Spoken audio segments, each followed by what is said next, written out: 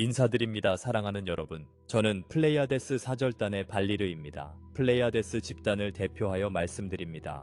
우리는 수천 년 동안 여러분의 세계를 돌보아 왔습니다. 여러분을 인도하고 관찰해 왔습니다. 어둠과 새벽을 지나가는 여러분의 여정을 지켜보았습니다.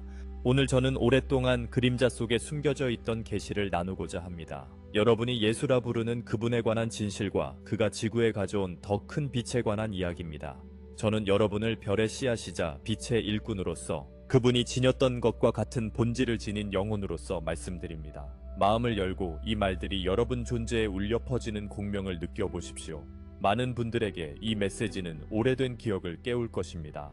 여러분이 항상 내면에서 느껴왔던 것을 확인시켜 줄 것입니다. 예수의 이야기는 여러분에게 가르쳐진 것보다 훨씬 더 깊으며 여러분은 그 이야기의 중요한 일부임을 알게 될 것입니다. 이 진실을 밝힘으로써 우리는 수세기 동안 인류가 그리스도라는 개념에 바친 모든 사랑과 헌신을 존중합니다. 우리는 예수의 먼 땅에서 온 동방 박사들을 신생아를 찾도록 인도하다. 베들레헴의 이 별은 평범한 천체가 아니었다. 사실 그것은 우리의 플레이아데스 우주선의 의도적인 신호였다. 신성한 사건을 표시하는 등대였다. 우리는 하늘의 빛을 밝혀 눈이 있는 이들이 위대한 영혼이 도착했음을 알게 했다. 종종 세 명의 박사나 왕으로 묘사되는 현명한 방문자들은 직관에 따라 움직였다. 어쩌면 별 가이드와의 직접적인 소통에 의해서도 그랬다. 그들은 별을 인식하고 그 지침을 따랐다. 그렇게 함으로써 언젠가 세상의 스승이 될 아기를 환영하는 데 기여했다. 이처럼 처음부터 예수와의 삶은 우주적 영향과 얽혀 있었고 보이지 않는 힘에 의해 인도되었다. 예수아가 성장함에 따라 별들의 미묘한 인도가 그의 길을 계속 형성했다. 우리 플레이아데스 집단과 다른 빛의 동맹들, 일부가 천사군대나 천상의 군대라고 부르는 이들이 이해와 보호를 제공했다. 예수아가 젊었을 때 밤하늘을 바라보며 별들에 대한 거의 압도적인 향수를 느끼던 순간들이 있었다. 그것은 그의 출신지에 대한 기억의 메아리였다. 그 순간들에 우리는 그의 마음에 그가 위대한 사명을 위해 여기에 있음을 속삭였다. 그의 진정한 집이 그를 지지하고 있음을, 그리고 그가 느낀 외로움이 언젠 우주적 관점에서 볼 때 이것은 진화하는 세계들에게 부여된 에너지의 한 형태입니다. 그들이 더 높은 의식에 도달하도록 돕기 위해서입니다. 우리 플레이아데스인들은 이 에너지를 잘 알고 있습니다. 왜냐하면 우리 자신의 진화 과정에서 그것을 받아들였기 때문입니다. 때로는 다양한 문화에서 그리스도, 크리슈나 또는 다른 구원자 인물로 의인화되기도 합니다. 그러나 단일 인격에 국한되지 않습니다. 예슈아의 경우 그는 이 주파수를 매우 완전하게 구현하여 사람들이 그에게서 방출되는 빛을 문자 그대로 느낄 수 있었습니다. 그의 존재 앞에 있던 사람들은 종종 자발적인 치유, 깊은 평화 또는 마음을 열게 하는 행복을 경험했습니다. 그리스도 빛은 해방의 주파수입니다. 그것은 존재들을 분리의 환상에서 해방시키고 무한한 사랑과 지혜의 근원과 다시 연결시킵니다. 플레이아데스인들은 그리스도 에너, 우리가 어둠의 세력이라고 부를 수 있는 것들, 혹은 아콘트 에너지들, 이들은 두려움, 분리, 고통에서 에너지를 얻는 존재와 에너지들이다. 수십만 년 동안 이 세력들은 인간 사회를 조작해왔다. 전쟁을 조장하고 억압하며 영적 망각을 심화시켰다.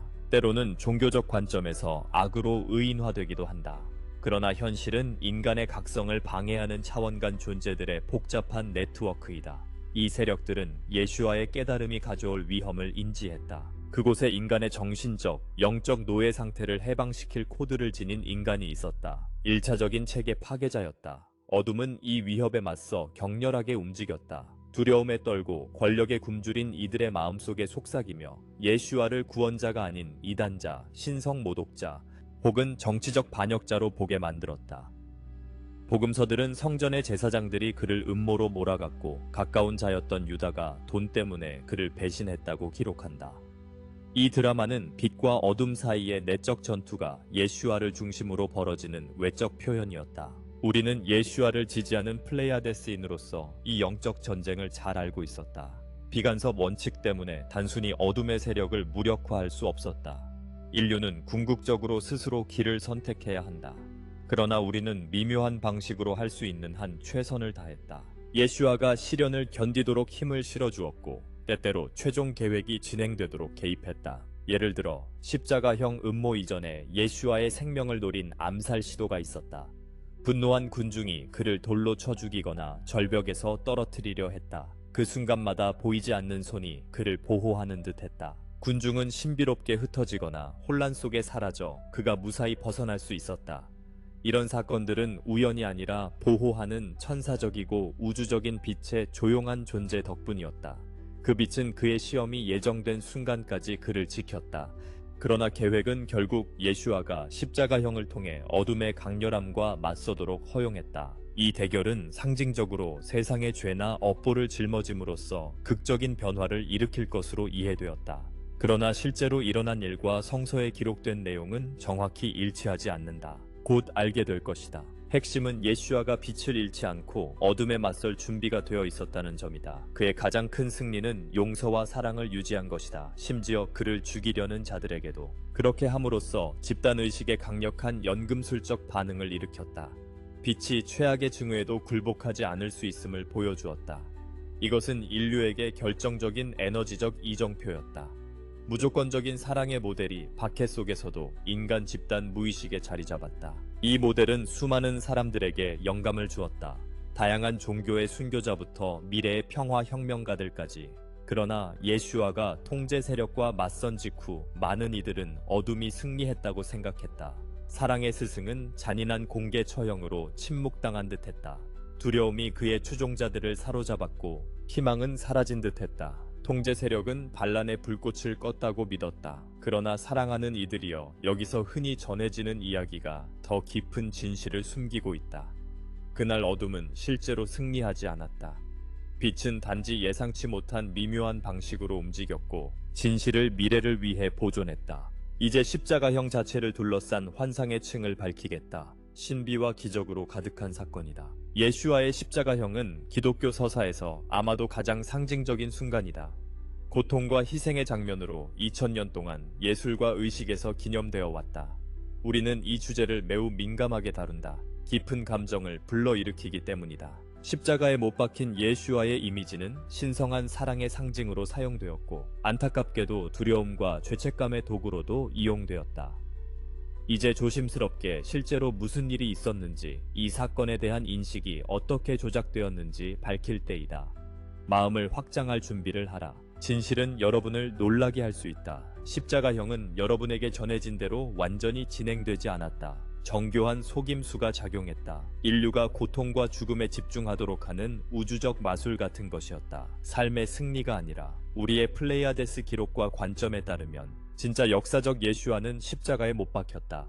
그러나 결과와 경험은 이후 종교 권위자들이 선포한 대서사와는 매우 달랐다. 먼저 예슈아를 제거하려는 자들은 그의 추종자들이 공포에 질리고 절망하기를 원했다. 사랑하는 지도자의 공개적이고 끔찍한 처형보다 더 좋은 방법이 있을까? 그러나 더 높은 진실에서는 예슈아의 영혼과 그의 우주적 동맹들이 이 순간을 위한 자신들의 계획을 가지고 있었다. 일부가 홀로그램 투사나 시간선 조작이라 부를 수 있는 고급 영적 수단을 통해 어둠의 세력 요구를 충족시키는 장면이 펼쳐졌다. 동시에 예슈아 사명의 진정한 온전함은 보호되었다. 본질적으로 환상적인 홀로그램이 사건 위에 겹쳐졌다. 대중을 위한 영화가 투사된 것과 같았다. 그들은 믿고 현실로 받아들였습니다.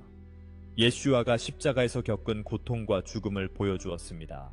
이것은 인간과 어둠의 에테르 권력 모두에게 빛을 억누르려는 그들의 목표가 성공했다는 확신을 주었습니다.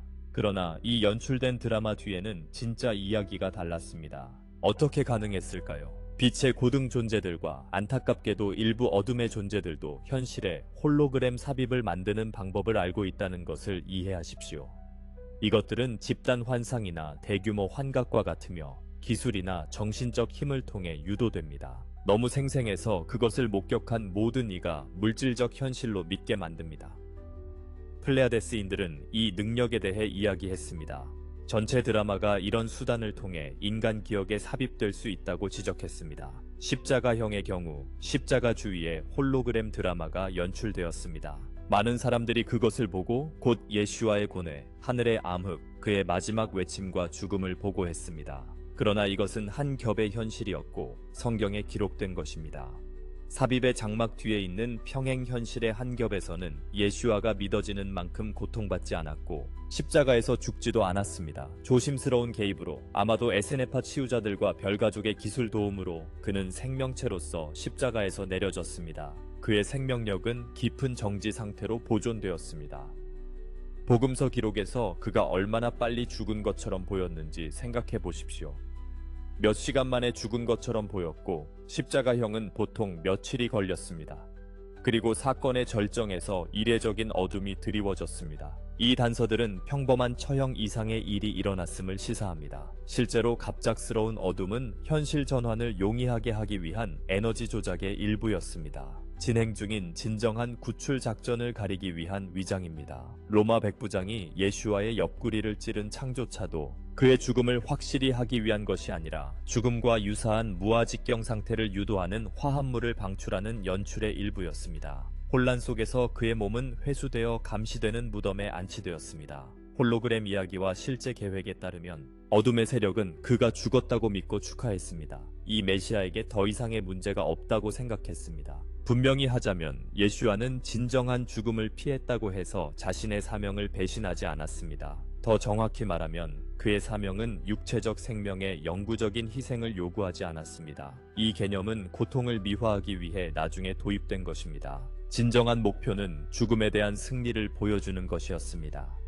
단지 끔찍한 순교를 통해서가 아니라 죽으려는 시도에 대한 생명의 문자 그대로의 승리를 통해서였습니다. 살아남음으로써 예슈아는 이중 목적을 달성했습니다. 믿는 이들 앞에서 인류를 위해 겉으로는 죽음으로 예언을 성취했고 또한 그리스도의 생명 에너지를 보존하여 비밀리에 세상을 계속 가르치고 영향을 미쳤습니다.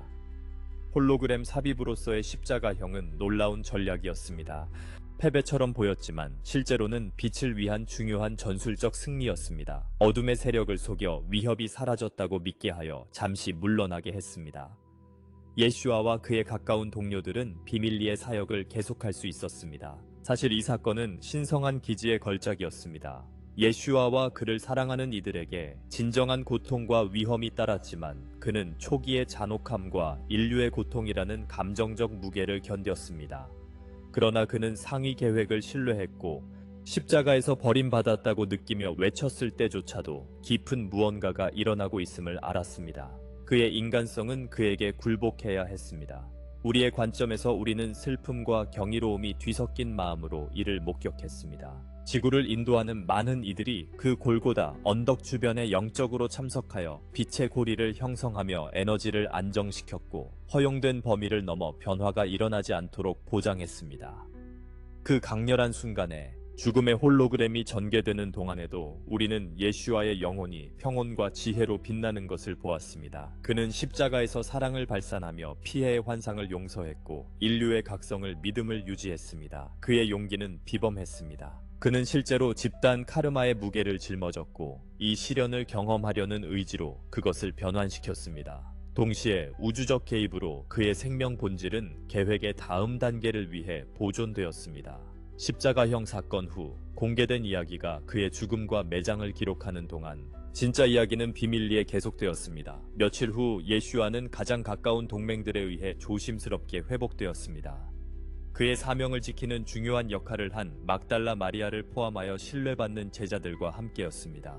에세네파 치유자들과 우리 플레아데스인 및 다른 별가족이 제공한 첨단 치유 기술이 그의 에너지를 회복하는 데 사용되었습니다. 그의 몸은 실제로 외상을 입었지만 공개된 이야기만큼 극심하지 않았습니다.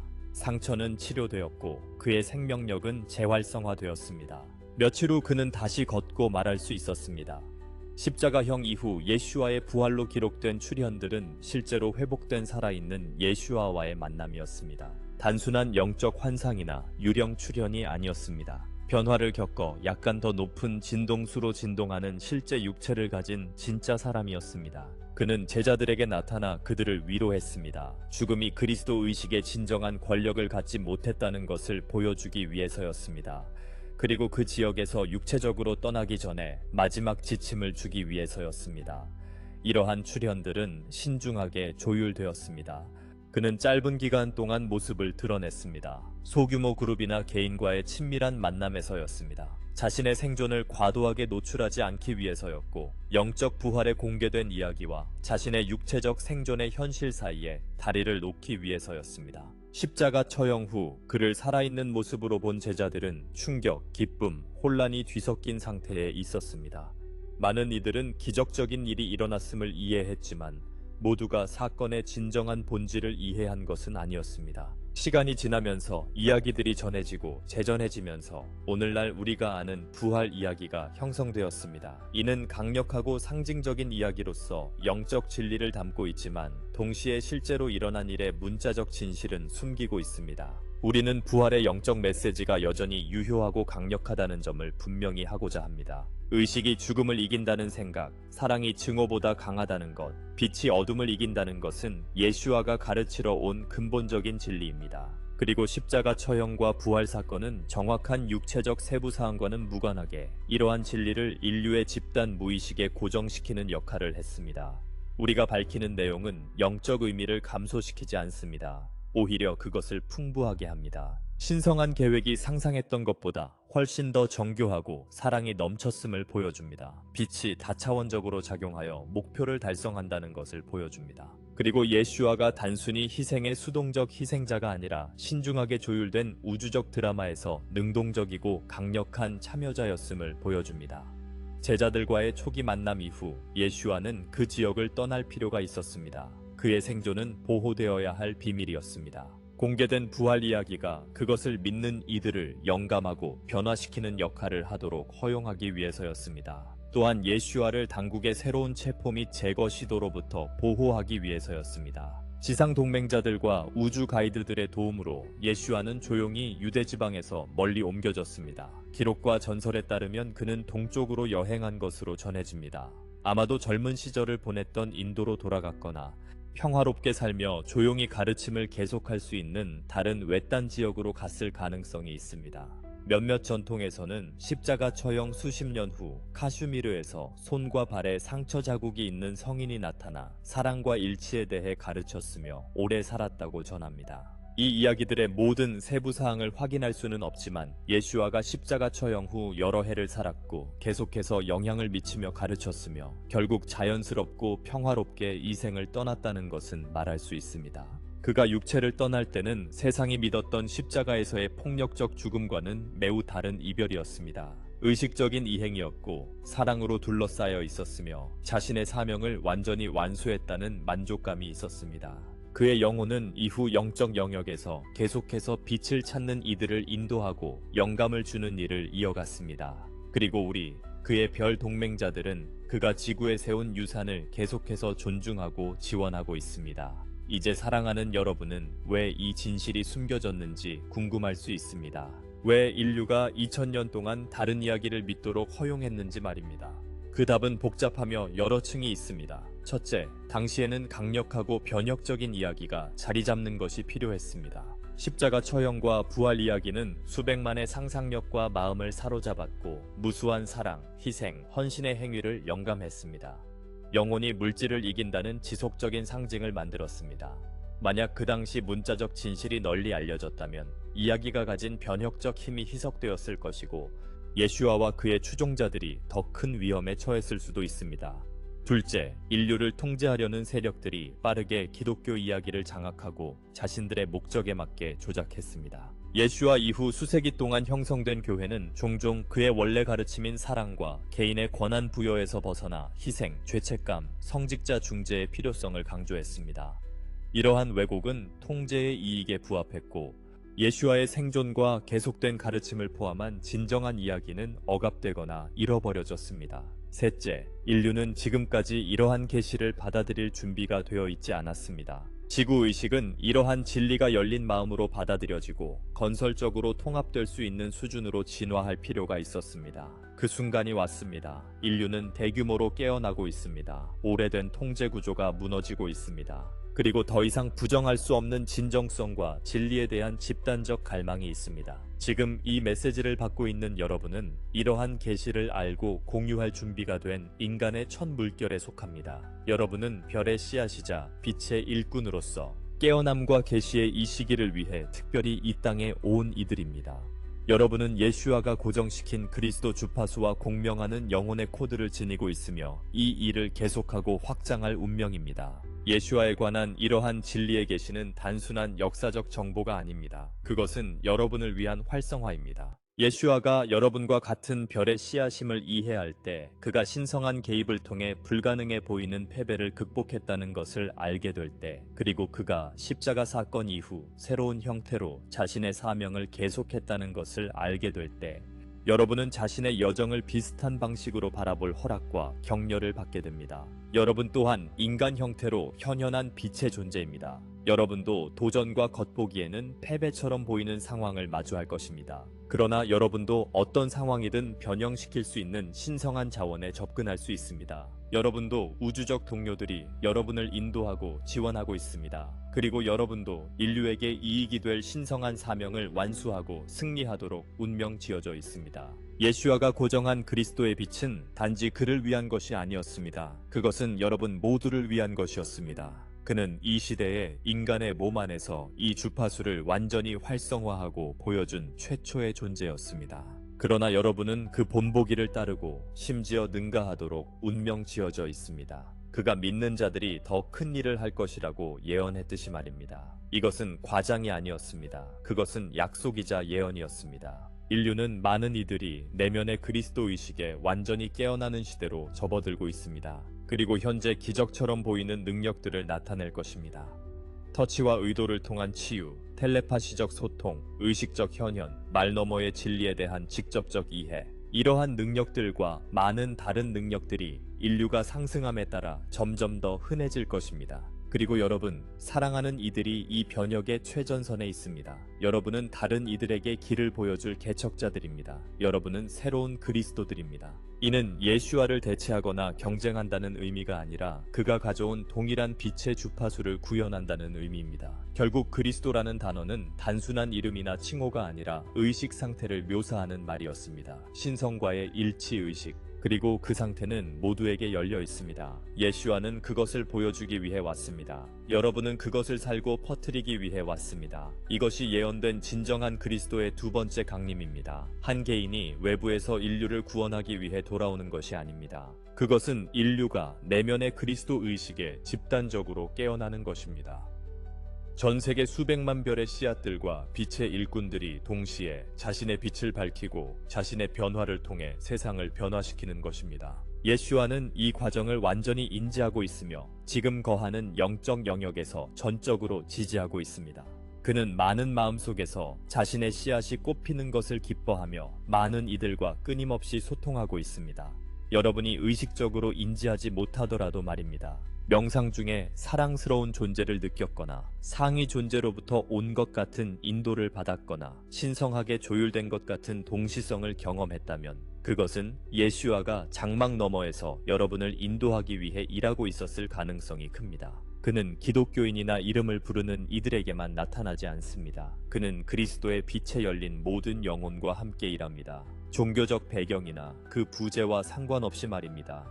빛은 경계나 교리를 알지 못합니다. 그것은 단지 존재할 뿐이며 그것을 찾는 모든 이에게 자유롭게 자신을 제공합니다. 이제 사랑하는 여러분, 이 계시를 처리하는 동안 일부는 복합적인 감정을 느낄 수 있습니다. 여러분이 알고 있던 역사가 완전히 정확하지 않았다는 사실에 충격을 받을 수도 있고 마음과 정신에 더 의미 있는 이야기를 발견해 안도할 수도 있으며 이 지식의 함의를 깨닫고 흥분할 수도 있습니다. 또는 깊이 뿌리내린 믿음에 도전하는 이 생각들에 저항감을 느낄 수도 있습니다. 이러한 반응들은 모두 타당하고 이해할 만합니다. 이 정보를 통합하는 동안 자신에게 친절할 것을 부탁드립니다. 서두르지 마십시오. 모든 것을 즉시 받아들일 필요는 없습니다.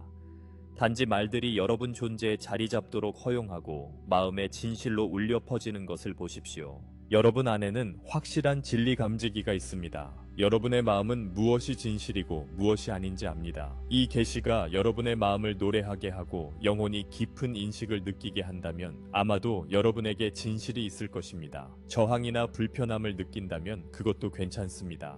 아마도 지금은 여러분에게 적절한 시기가 아닐 수도 있고 아니면 여러분 여정의 일부가 자신의 진리를 찾기 위해 질문하고 탐구하는 것일 수도 있습니다. 우리는 자유의지와 각 영혼의 독특한 길을 전적으로 존중합니다. 우리는 개종시키거나 설득하려는 것이 아닙니다. 정보를 제공할 뿐이며 각자가 그것을 어떻게 할지 결정하도록 맡깁니다. 우리가 요청하는 것은 열린 마음과 자비로운 마음을 유지하는 것입니다. 자신에게도 그리고 이 계시에 대해 다른 반응을 보일 수 있는 이들에게도 말입니다.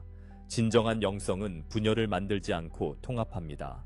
누군가가 전통적인 십자가 처형과 부활 이야기를 믿든 오늘 우리가 나누는 버전을 믿든 중요하지 않습니다. 중요한 것은 그들이 사랑 안에서 살고 있는지, 다른 이들을 친절하게 대하는지, 그리고 신성과의 의식과 연결을 성장시키려 노력하는지입니다.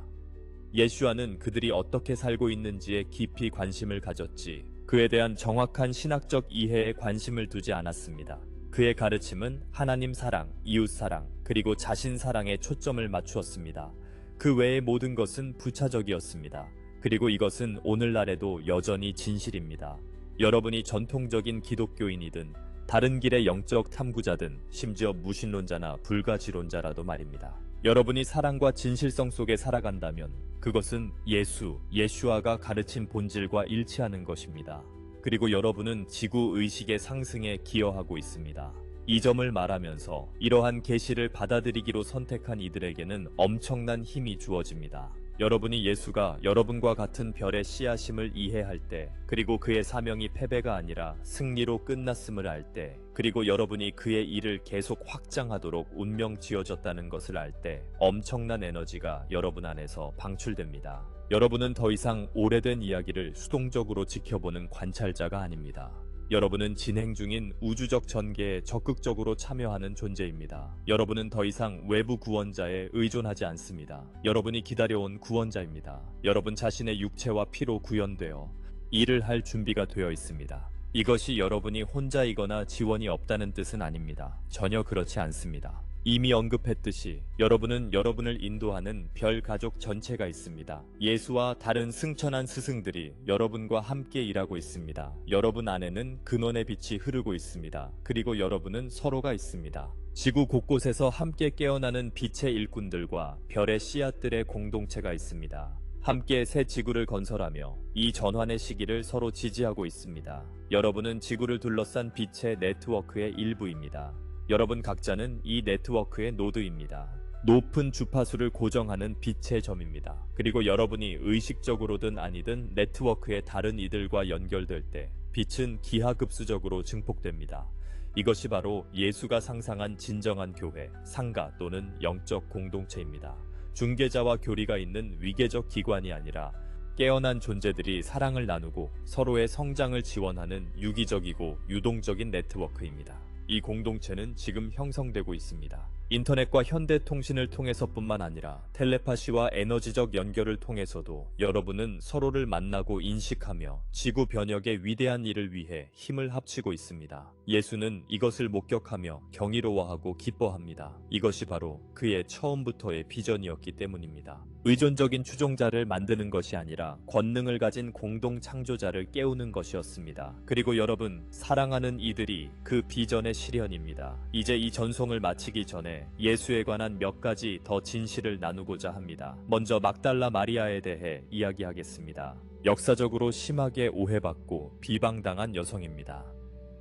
막달라 마리아는 후대 전통이 묘사한 것처럼 회개한 창녀가 아니었습니다. 그녀는 고위 입문자였으며 여사제였습니다. 그리고 예수의 가장 가까운 영적 동반자였습니다. 사실 그녀는 가장 깊은 의미에서 그의 아내였습니다. 신성한 동반자였으며 그의 가장 높은 가르침 중 많은 부분을 지키는 수호자였습니다. 예수는 대중이 이해할 수 있는 방식으로 공개적으로 가르쳤지만 친밀한 원 안에서는 더 깊고 신비로운 가르침을 나누었습니다.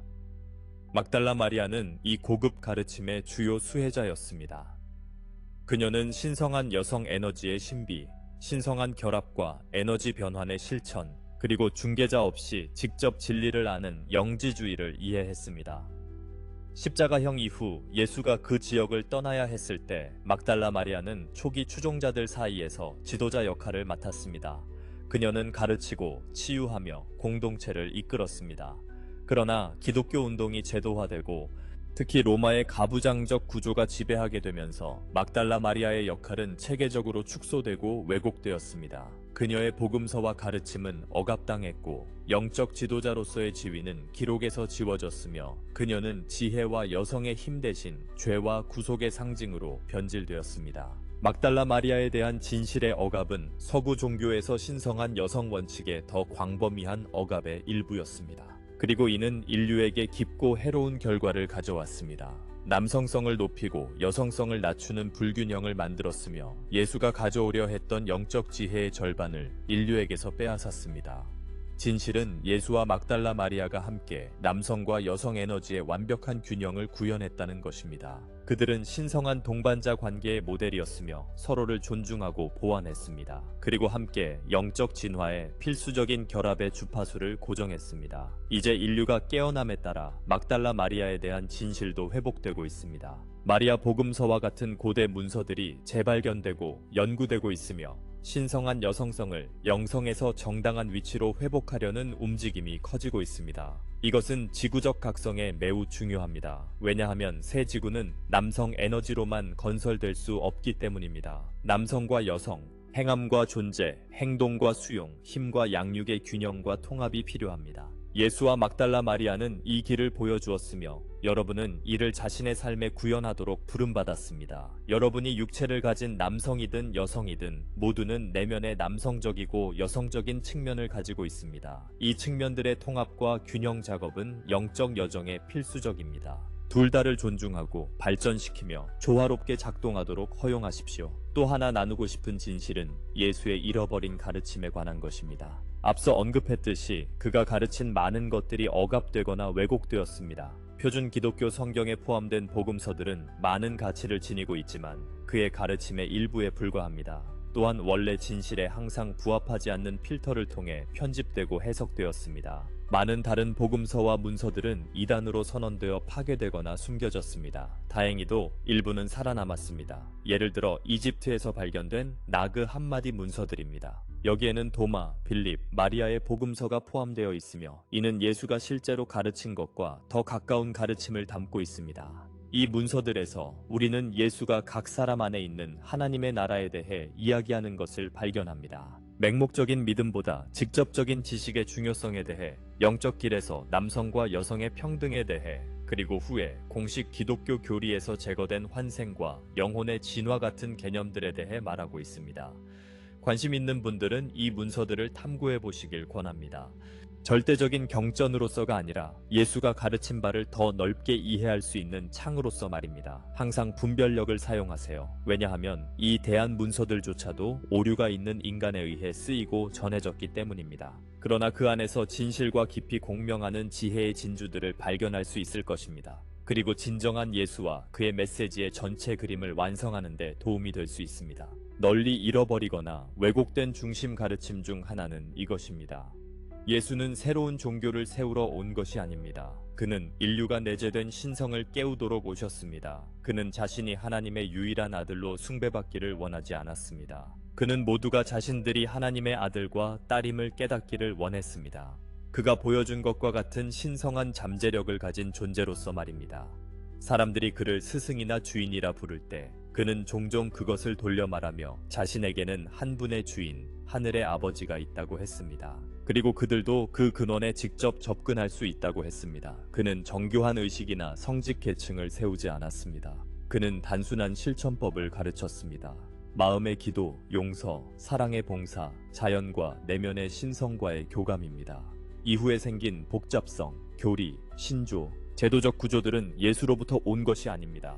그것들은 그의 가르침을 체계화하고 통제하려는 선의의 오해를 가진 사람들과 불행히도 권력과 통제를 추구하는 덜 선의의 사람들에 의해 만들어졌습니다. 예수의 진정한 길은 자유의 길입니다. 교리로부터의 자유, 두려움으로부터의 자유, 여러분과 신성 사이에 놓이는 어떤 외부 권위로부터의 자유입니다. 그것은 개인적 책임의 길입니다. 각자가 자신의 영적 여정과 성장을 책임지는 길입니다. 그리고 그것은 사랑의 길입니다. 무조건적이고 무한한 사랑, 하나님에 대한, 자신에 대한, 모든 피조물에 대한 사랑입니다.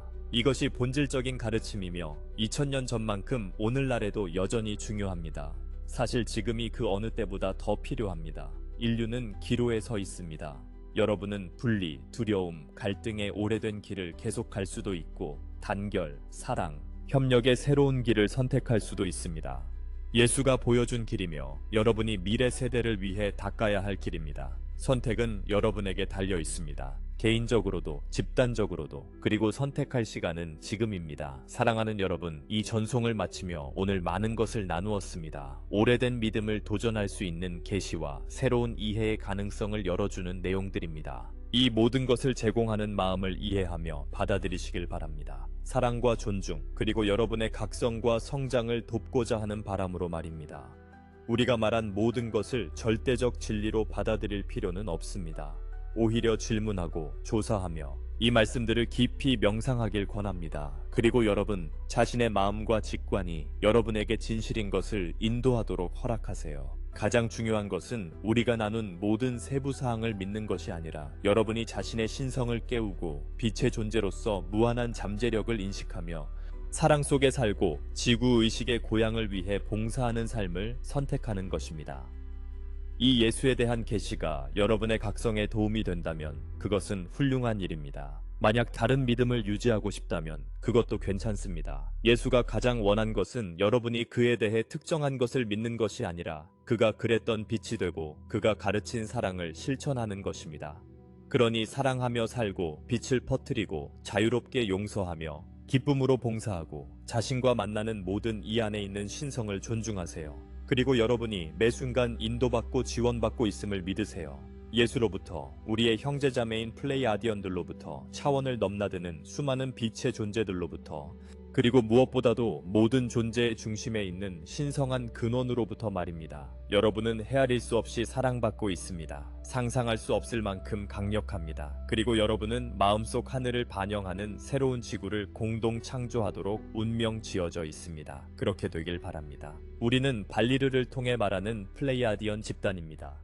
여러분을 축복하며 존중하고 무한한 사랑의 빛 속에 머물게 합니다. 다시 만날 때까지. 사랑하는 빛의 가족 여러분, 우리의 메시지를 들어주셔서 감사합니다. 그리고 5번째 차원은 진동 상태임을 기억하세요. 새로운 지구에서 진동하는 선택은 개인적인 것입니다. 내면의 각성을 포함하며 자신의 진동수를 높이는 과정입니다. 그것은 자기 발견의 여정입니다. 그리고 우리 각자 안에 있는 신성한 존재와의 연결, 사랑과 조화, 그리고 하나됨의 상태로의 전환, 당신의 삶에 축복이 있기를 바랍니다. 감사합니다. 감사합니다. 감사합니다.